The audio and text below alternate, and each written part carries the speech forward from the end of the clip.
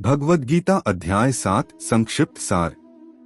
अध्याय 7 को ज्ञान विज्ञान योग कहा जाता है, जिसमें भगवान श्री कृष्ण अर्जुन को परम ज्ञान और विज्ञान के माध्यम से अपनी दिव्य महिमा का बोध कराते हैं।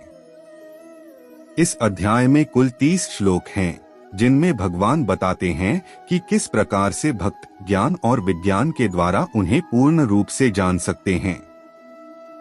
एक भगवान का परिचय श्री कृष्ण बताते हैं कि जो व्यक्ति मुझ में पूरी तरह से मन लगाता है, वह मुझको संपूर्णता में जान सकता है।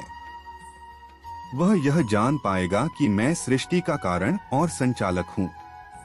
दो भगवान की विभूतियाँ श्री कृष्ण बताते हैं कि यह संसार उनकी दो प्रकार की प्रकृति अपरा और परा से निर्मित है।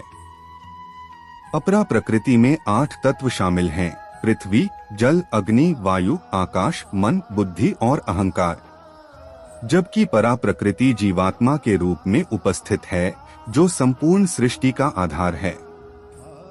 3 भक्तों के प्रकार श्री कृष्ण बताते हैं कि 4 प्रकार के भक्त उनके शरण में आते हैं।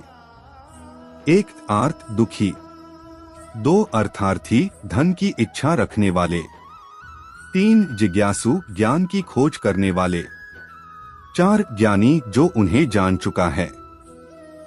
इनमें ज्ञानी भक्त सबसे श्रेष्ठ है, क्योंकि वह सच्चे भाव से भगवान की उपासना करता है। 4 माया और भक्ति श्री कृष्ण यह भी बताते हैं कि यह संसार माया से ढका हुआ है और माया को पार करने के लिए केवल उन्हीं लोगों के लिए संभव है जो भगवान की शरण लेते हैं।